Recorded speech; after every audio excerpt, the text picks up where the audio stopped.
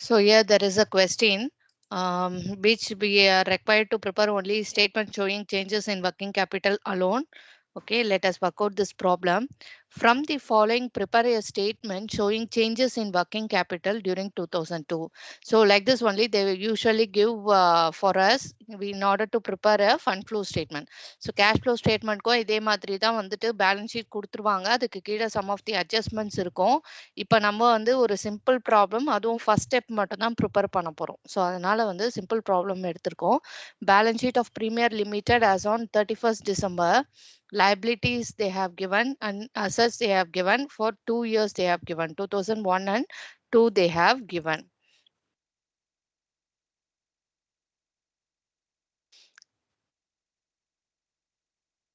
Okay, so they have given certain items in this schedule of changes in working capital a statement showing changes in working capital. Only current assets we will take it up. So fixed assets like plant and machinery, land and building, or furniture, fixtures, anything if you see, you should not take for your first step. Okay, so நம்மளோட working capital அந்த இதுக்கு வந்து எடுக்க கூடாது. So fixed assets இதுல இருக்கு, இது வந்து so fixed assets you should not actually take for your first step. So for your first step, you should not take that. Then stock is it's a current asset, so you have to take it up there. And book debts na generally sundry data தான் book debts ன்னு சொல்றோம். ஓகேங்களா? So sundry datasன்றது வந்து current asset. So அதனால book debts நம்ம வந்துட்டு எடுத்துக்கலாம் current asset கீழ. Next, cash in hand and cash and at bank. So this item also it is a current asset. So current assets மட்டும் தான் என்ன பண்ணுவோம் இந்த statement showing changes in working capital க்கு நம்ம எடுப்போம். So மத்த ஏதாவது fixed assets anything if you see goodwill, fixed assets like plant and machinery, furniture, fixtures, whatever might be land and building. So nothing you will take it for your first step. Okay, so only current assets you have to pick it up. So stock இல்லனா inventory இருந்ததுன்னா book debts வந்து sundry datas மாதிரி cash in hand at bank we have to take. Preliminary expenses we will not take under current asset. Preliminary expenses நம்மளோட second step வரும் பாத்தீங்களா, fund from operations calculate பண்ண போறோம்ல next step, அதுல தான் நம்ம வந்து இதெல்லாம் கொண்டு வரணும். goodwill இருந்தாலும் அதுவும் second stepல தான் கொண்டு வரணும். ஸோ அதனால எப்படி நம்ம வந்து ஃபைனல் அக்கௌண்ட்ஸ்க்கு எதெல்லாம் வந்துட்டு ட்ரேடிங்ல வரும், எது ப்ராஃபிட் அண்ட் லாஸ், எது பேலன்ஸ் ஷீட்ல வரும்ன்றதை யூஸ்வலா நம்ம வந்து கேட்டகரைஸ் பண்ணுவோமோ அதே மாதிரி கொஸ்டினை பார்த்துட்டு என்னென்ன ஐட்டம்ஸ் என்னென்ன பிளேசஸ் இட் வில் கம்ன்றத வந்து you have to just check it up. Next, on the liability side, if you see share capital, they have given reserves P&L account. Share capital வராது. கரண்ட் லைபிலிட்டி என்னவோ அது மட்டும் தான் நம்மளோட வந்து current liability மட்டும் தான் நம்மளோட ஃபர்ஸ்ட் ஸ்டெப்ல ஃபண்ட் ஃப்ளோ ஸ்டேட்மெண்ட் ப்ரிப்பரேஷன்ல ஒர்க்கிங் கேபிட்டல் அந்த ஷெட்யூல்ல வந்துட்டு கரண்ட் லைபிலிட்டிஸ் மட்டும் தான் வரும். ஸோ ஷேர் கேபிட்டல் வராது, ரிசர்வ்ஸ் வராது, பிஎன்எல் அக்கௌண்ட் வராது, டிபெஞ்சர்ஸ் வராது. ஸோ இந்த ஐட்டம்ஸ்லாம் எங்கெல்லாம் வரும் அப்படின்றத வந்து நம்ம ஃபியூச்சர்ல நம்ம ப்ரிப்பேர் பண்ணும்போது எல்லா ஸ்டெப்பும் ப்ரிப்பேர் பண்ணும்போது அப்ப நம்ம வந்து டிஸ்கஸ் பண்ணிக்கலாம். இப்போதைக்கு அது வந்து கரண்ட் லைபிலிட்டி கிடையாது. ஸோ கரண்ட் லைபிலிட்டியில பார்த்தீங்கன்னா வந்து கிரெடிட்டார்ஸ் ஃபார் கூட்ஸ் இது வந்து கரண்ட் லைபிலிட்டி கீழ வரும். ப்ரொவிஷன் ஃபார் இன்கம் டேக்ஸ் ஆக்சுவலியா பார்த்தீங்கன்னா வந்து ப்ரொவிஷன் ஃபார் இன்கம் டேக்ஸ் வந்துட்டு பார்த்தீங்கன்னா கரண்ட் லைபிலிட்டின்னு ஹெட்டிங் கீழ ப்ராப்பரா கொடுத்து அவங்க வந்து கொடுத்தாங்க அப்படின்னா வந்து அதை கரண்ட் லைபிலிட்டியா ட்ரீட் பண்ணலாம். இல்லைன்னா அதை வந்துட்டு நான் கரண்ட் லைபிலிட்டி நான் கரண்ட் ஐட்டமா நம்ம வந்து ட்ரீட் பண்ணணும். ஸோ எப்போ ப்ரொவிஷன் ஃபார் டேக்ஸை வந்து நம்ம எடுத்துப்போம் அப்படின்னா அவங்களே கொஸ்டின்ல வந்து கரண்ட் லைபிலிட்டி அப்படின்னு ஹெட்டிங் கொடுத்துட்டு அதுக்கு கீழே இதை லிஸ்ட் டவுன் பண்ணியிருந்தாங்கன்னா then you will take the income tax provision. if they have not given இங்க பாத்தீங்கன்னா they have not mentioned as current liability அப்படின்னு கொடுத்துட்டோனும் கிரெடிட்டாஸும் இன்கம் டேக்ஸும் கொடுக்கல. so they have not mentioned in that way. அந்த மாதிரி கொடுத்துருந்தாங்கன்னா current லைபிலிட்டியா treat பண்ணுங்க. Otherwise it will be treated as a நான் current item only.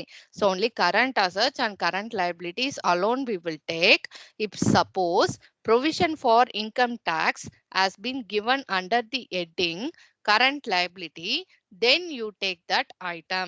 If they are not mentioning as current liability, then you treat it as a non-current item. Non-current itemனா இந்த இடத்துல நம்ம எடுக்கக்கூடாது first ஸ்டெப்ல. மற்ற இடத்துல நம்ம வந்து அந்த எது எப்படி எஃபெக்ட் காட்டணுன்றத டிஸ்கஸ் பண்ணுவோம். ஓகேங்களா? ஸோ இப்போதைக்கு நம்ம எடுக்க போகிறது stock, book debts, cash in hand at bank, current அசட்ஸ்ல. அதுக்கப்புறம் கிரெடிட்டார்ஸ் ஃபார் குட்ஸ் வந்து கரண்ட் லைபிலிட்டியில் நம்ம எடுக்க போகிறோம். Okay, so first we need to form a format. So fund flow statement you need not mention, but usually வந்து fund flow statement ஓட நம்ம sum ஆரம்பிக்கிறதுனால fund flow statement question number அதெல்லாம் எழுதிட்டு first step schedule of changes in working capital இல்ல statement of changes in working capital whatever might be you just mention, and then particulars column what is the year given to you, that year you have to mention 2001 and 2.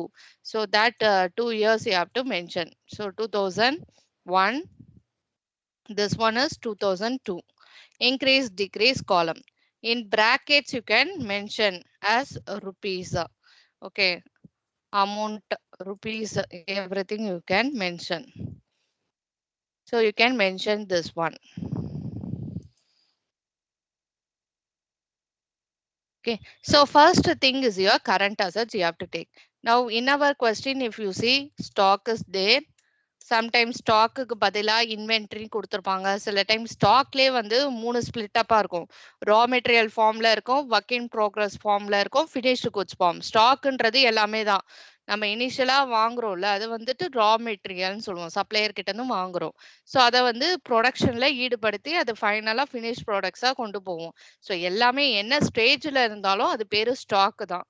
So அதனால stock you will take it up, and otherwise inventory you will take it up, book debts you will take it up, and cash in hand at bank. So book debts it's also similar to that of your debtors only, and then cash in hand and at bank. So these are the items which you need to take it. So amount everything here it is available 2 lakh 40, 3 lakh 70. So 2 lakh 40, 3 lakh 70. So amount it will be available in your question itself. Next is your book debts. Book debts பாத்தீங்கன்னா 2 lakh 50 இங்க இருக்கு, 2 lakh 30. So this two amount you have to take it. 2 lakh 50. Next வந்து பாத்தீங்கன்னா 2 lakh 30. Next if you see cash in hand at bank 80,000, 60,000. 80,000, 60,000. Next what you have to do? You have to total all the current assets. There is no more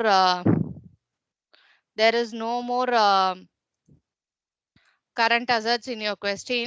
So that's all your current assets, everything we have entered.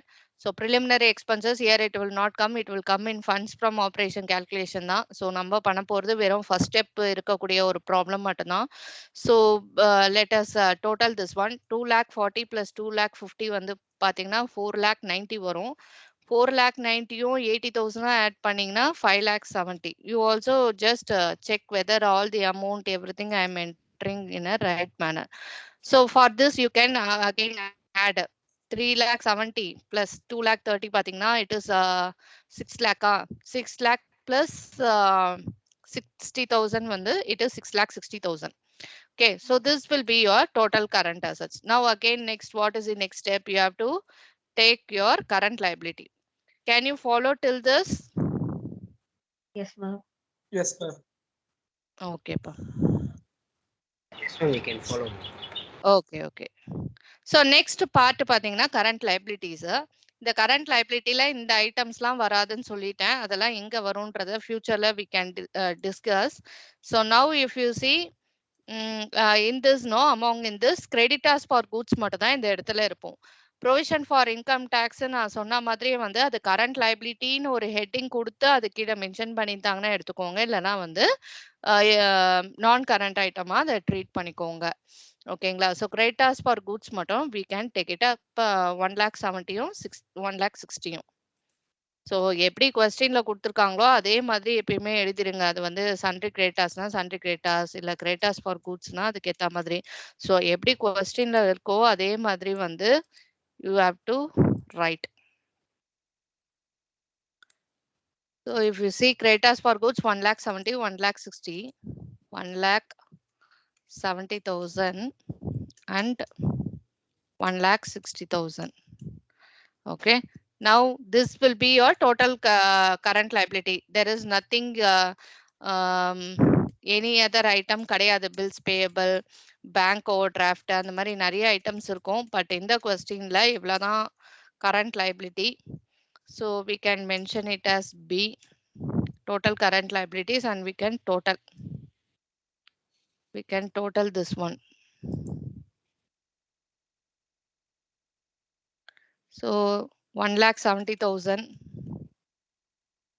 This amount again 1,60,000.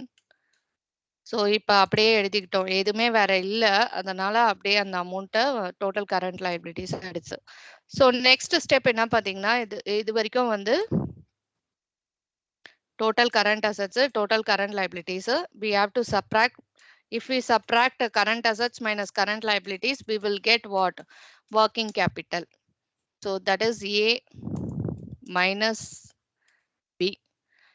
A எவ்வளோ 5,70,000. So from that if you subtract 1,70,000, you will be getting 4 lakh. Okay. So எப்படி இந்த 4 lakh கிடைச்சதுன்னா 5,70,000 இருந்து 1,70,000 subtract பண்ணியிருக்கோம். அதே மாதிரி இங்க இந்த கரண்ட் அசட்ஸையும் இந்த கரண்ட் லைபிலிட்டியும் மைனஸ் பண்ணும். 6,60,000 minus 1,60,000, if you see it is 5 lakh rupee. Okay. So now what we have to do, எதர் நம்ம வந்து ஃபுல்லா இந்த இன்க்ரீஸ் டிக்ரீஸ் எல்லாம் முடிச்சுட்டு அதுக்கப்புறம் கூட இதுக்கு வரலாம், இல்ல இதை முடிச்சுட்டு அதுக்கு கூட நம்ம போகலாம். எப்படி வேணா நீங்க பண்ணுங்க. ஸோ இப்போ பாத்தீங்கன்னா இது 4 லேக்கா, இது வந்து 5 லேக். இப்போ இது ரெண்டுத்துல எது ஹையர் அமௌண்ட்? 5 லேக் தான் ஹையர் அமௌண்ட். ஸோ அதனால நம்ம என்ன பண்ணோம்னா இங்க 5 லேக் இங்கேயும் எப்படி நம்ம அக்கௌண்ட்டை யூஸ்வலா பேலன்ஸ் பண்ணுவோம் அதே மாதிரி தான் வந்துட்டு ஃபர்ஸ்ட் இந்த 2 காலம் மட்டும் முடிச்சுக்கிறோம். ஸோ என்ன பண்ணியிருக்கோம், 4 லேக் 5 லேக் இந்த 2 காலமும் இன்னும் டச் பண்ணல நம்ம. ஸோ என்ன கொஸ்டின்ல இருக்கோ அதை மட்டும் நம்ம என்ன பண்ணியிருக்கோம், கரண்ட் அசட்ஸ் கரண்ட் லைபிலிட்டி எடுத்துட்டு அதோட அமௌண்ட்ஸ் எல்லாம் ஃபில் பண்ணிக்கிட்டோம் கொஸ்டின்ல இருந்து எடுத்து. அதுக்கப்புறம் ரெண்டுத்தையும் சப்ராக்ட் பண்ணிட்டு we have found out working capital. ஓகேங்களா, கரண்ட் அசட்ஸையும் கரண்ட் லைபிலிட்டியும் மைனஸ் பண்ண பிறகு நம்ம என்ன பண்ண போறோம்னா இது 2 அமௌண்ட்லயும் எந்த அமௌண்ட் ஹையர்ன்னு பார்க்க போறோம். ஸோ அப்படி பார்க்கும்போது 5 லேக் தான் ஹையர். ஸோ அதனால இந்த 5 லேக்கை இங்க போட்டுட்டு இங்கேயும் போட்டுக்கிறோம். நம்ம யூஸ்வலா லெஜர் அக்கௌண்ட் ஃபைனல் அக்கௌண்ட்ஸ்லாம் பேலன்ஸ் பண்ற மாதிரி எந்த சைடு ஹையர்ன்றதை பார்த்து அதை 2 இடத்துலயும் போட்டுட்டு பேலன்ஸ் பண்ணுவோம்ல, balancing figure same wise we have to do. So now if you see it is 4 lakh, it is 5 lakh. So 5 lakh we are writing here. Here also we are mentioning. Next balance எவ்வளோ, balancing figure 1 lakh நம்மளுக்கு balancing figure. இப்போ இது என்ன எழுதணும் இது அப்படின்னா increase in working கேபிட்டல்னு எழுதணும். Increase in working capital. Why it is increasing? So போன இயரை விட கரண்ட் இயர் வந்து இன்க்ரீஸ் ஆயிருக்கு. ஸோ எவ்வளோக்கு இன்க்ரீஸ் ஆயிருக்குன்னா 1 லேக்குக்கு இன்க்ரீஸ் ஆயிருக்கு. ஸோ அதனால தான் இது என்னது increase in working capital. Okay, so this is increase in working capital. This is our answer. Okay, so இதான் நம்மளோட ஆன்சர், ஃபைனல் ஆன்சர். ஓகே, இந்த 1 லேக் வந்து நம்ம ஃபைனலா போட போற அமௌண்ட்லயும், அதாவது ஃபண்ட் ஃப்ளோ ஸ்டேட்மெண்ட் தேர்ட் ஸ்டெப்லயும் இந்த 1 லேக் நம்மளுக்கு போடும்போது கிராஸ் செக் நம்மளுக்கு கரெக்டா வந்துருச்சுன்னா ஸோ நம்ம என்டையர் சம் வந்து கரெக்ட்னு அர்த்தம். ஸோ இது வரைக்கும் வந்து I hope all would have understood இந்த 1 லேக் எப்படி நம்மளுக்கு கிடைச்சது அப்படின்றது எல்லாருக்கும் புரிஞ்சுதா? Yes, ma'am. Okay, what about others? Yes, ma'am. Okay, so next என்ன பண்ண போறோம் அப்படின்னா, இப்போ இன்னும் இந்த 2 காலம் நம்ம போடலைல, இது நான் மார்னிங் சொன்ன மாதிரி தான்.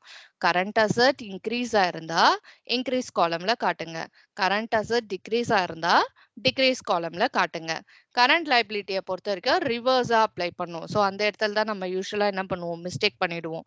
ஸோ மாத்தி போட்டுருவோம். ஸோ இன்க்ரீஸ்னா கரண்ட் அசட்டை மட்டும் வந்து அப்படியே ஞாபகம் வச்சுக்கோங்க, இன்க்ரீஸ்னா இன்க்ரீஸ், டிக்ரீஸ்னா degrees.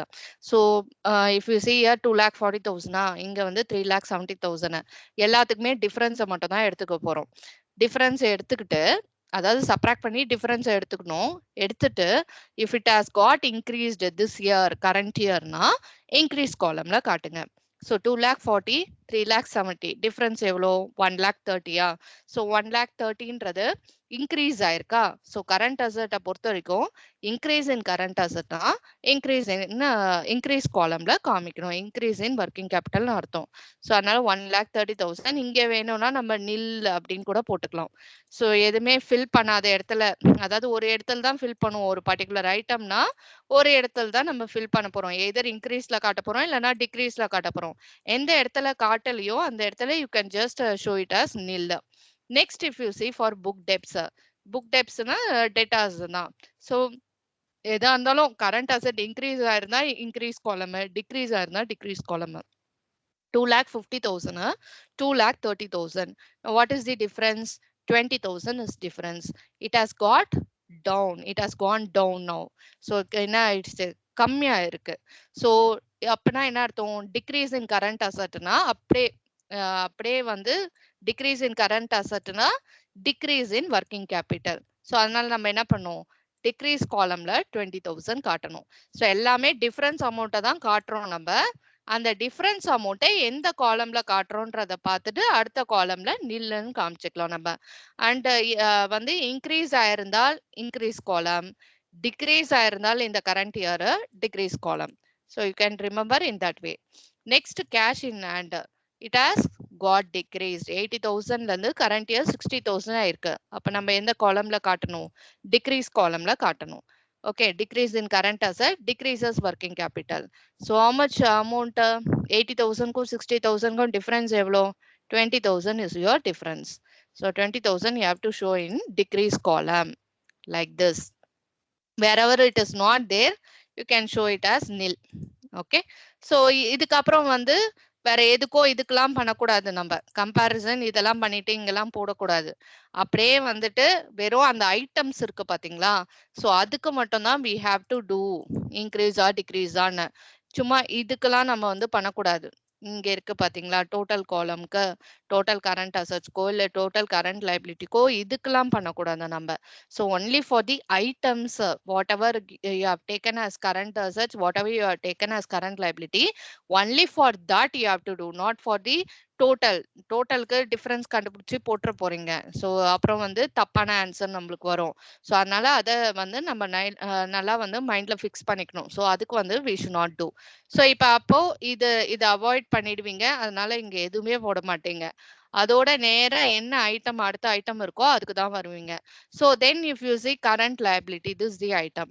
So what is there? Creditors for goods ன்னு இருக்கு. இது மட்டும் தான் இருக்கு நம்மளுக்கு current liability. Now again this two you compare and find out the difference and see where we have to put. 1,70,000 minus 1,60,000 difference பாத்தீங்கன்னா 10,000 வருது. இது வந்து போன வருஷத்தை விட இந்த வருஷம் வந்து டிக்ரீஸ் ஆயிருக்கு. எப்பயுமே கரண்ட் லைபிலிட்டிக்கு மட்டும் ரூல் வந்து ரிவர்ஸ். ஓகேங்களா, இப்ப கரண்ட் அசெட் பொறுத்த வரைக்கும் அப்படியே இன்க்ரீஸ்னா இன்க்ரீஸ், டிக்ரீஸ்னா டிக்ரீஸ். இதுக்கு மட்டும் ரிவர்ஸா அப்ளை பண்ணோம் நம்ம. ஸோ அதனால ரிவர்ஸ்ன்னு ஞாபகம் வச்சுக்கோங்க. ஸோ 1,70,000 1,60,000 அப்ப என்ன இருக்கு குறைஞ்சிருக்கு. Degrees in current liability, so increase in working capital. அப்போ குறைஞ்சதுன்னா என்ன பண்ணணும் இன்க்ரீஸ் காலம்ல காட்டணும் அப்படின்றத ஞாபகம் வச்சுக்கோங்க. So what is the amount 10,000 is your amount. So here you have to show. அப்ப இந்த காலம்ல நில்லுன்னு நம்ம காமிச்சுக்கலாம். ஓகேங்களா, ஐட்டம்ஸ் எங்க இருக்கோ அங்க மட்டும் தான் பண்ணணும். மறுபடியும் இந்த இடத்துலலாம் நம்ம பண்ணக்கூடாது, வேற எங்கேயுமே பண்ணக்கூடாது. Only for the items that we have as current assets and like this we have certain items. No, for this we have to do in increase decrease column, and for the current liability items whatever you have, for that only you have to do, not for any other items. Okay, so this we have to keep it in our mind, because இந்த difference போட்டு எங்கேயாவது போட்டீங்கன்னா நம்ம final answer வராது. ஏன்னா இந்த same 1 lakh தான் நம்மளுக்கு இங்கேயும் வந்து டேலி பண்ணும்போது வரணும். நம்மளுக்கு பேலன்ஸ் பண்ற மாதிரி பண்ணோம்னா இதே 1 lakh தான் இங்கேயும் நம்மளுக்கு வந்து ஆன்சர் வரணும். ஸோ நம்ம ஃபர்ஸ்ட் ஸ்டெப்பே நம்ம கரெக்டா போட்டு வரோமா இல்ல நம்மளுக்கு தப்பு வருதா அப்படின்றத வந்து இதை வச்சு கூட நம்ம கிராஸ் செக் பண்ணிக்கலாம். So if you get the same 1 lakh when you balance here, when you properly tally here, the same 1 lakh only you should get here also. If you're getting different amount means then you have done some mistake in calculation. Increase decrease column மாத்தி ஏதாவது போட்டிருக்கீங்கன்னு அர்த்தம். அதனால இந்த answer வந்து 1 lakh இங்க வந்ததுன்னா இங்கேயும் 1 lakh வரணும். தேர்ட் ஸ்டெப் நம்ம போட போற ஃபண்ட் ஃப்ளோ ஸ்டேட்மெண்ட்லயும் 1 lakh வரணும். ஸோ அதனால வந்து நம்ம நல்லா வந்து செக் பண்ணி கரெக்டா வந்து அப்ளை பண்ணணும். கரண்ட் லைபிலிட்டிக்கு மிஸ்டேக் பண்ணிடுவாங்க. இன்க்ரீஸ் டிக்ரீஸ் மாத்தி போடக்கூடாது. ஸோ ரிவர்ஸ் அப்ளை பண்ணும். டிக்ரீஸ் ஆயிருந்தா இன்க்ரீஸ் காலம்ல காட்டுங்க, இன்க்ரீஸ் ஆயிருந்தா டிக்ரீஸ் காலம்ல காட்டுங்க. ஸோ நெக்ஸ்ட் வந்து இதெல்லாம் நம்ம டச்சே பண்ணக்கூடாது. இதோட எதுவுமே பண்ணக்கூடாது. இதோட நம்ம என்ன பண்ணோம்னா டோட்டல் பண்ணிக்கணும். ஓகேங்களா? ஸோ இதோட நம்ம என்ன பண்ணணும், டோட்டல் பண்ணணும். Okay. So what we have to do means we have to total. So what is the totalன்றதை increase column மட்டும் தனியா பார்த்துக்கோங்க. Now see 1,30,000 next வந்து 10,000 ரெண்டுத்தையும் ஆட் பண்ணா எவ்வளவு வரும்? 1,40,000 வரும் நம்மளுக்கு. 1,40,000. 1,40,000 is coming. Okay. ஸோ 1,40,000 வருதா? இந்த சைடு எவ்வளோ வருதுன்னு அதே மாதிரி கவுண்ட் பண்ணிக்கணும். 40,000 தான் வருது நம்மளுக்கு. ஓகேங்களா? ஸோ எந்த சைடு ஹையர் அமௌண்ட்டா அதை தான் நம்ம என்ன பண்ணுவோம்னா எழுதுவோம் எப்பயுமே.